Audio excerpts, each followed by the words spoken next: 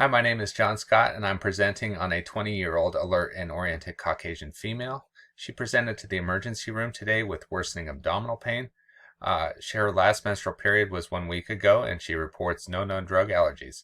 She has reported a gradual onset last night of generalized crampy and dull abdominal pain, and is now 16 hours post-onset of symptoms.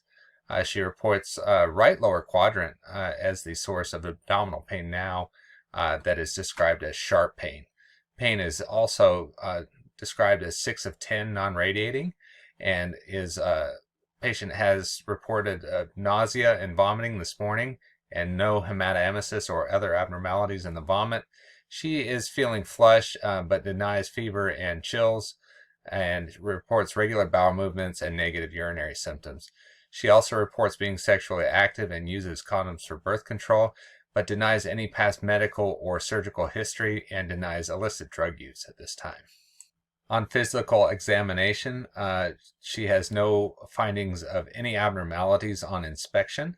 Bowel sounds are present in all 4 quadrants, and she has notable right lower quadrant abdominal guarding on light and deep palpation. Liver and splenic margins are within normal limits, and abdominal percussion findings are unremarkable. Patient exhibits increased pain with deep inspiration, and it also has a positive psoas, obturator, and Rovsig sign. Rectal exam revealed right side tenderness, and pelvic exam and inguinal exam were both unremarkable. She also has negative costovertebral angle tenderness. Our lead differential diagnosis is acute appendicitis, based upon the patient's presentation of positive obturator, psoas, and Rovsig sign, as well as right lower quadrant abdominal pain and rebound tenderness with nausea and vomiting. This is probably the most likely differential diagnosis. Second to this is ovarian torsion.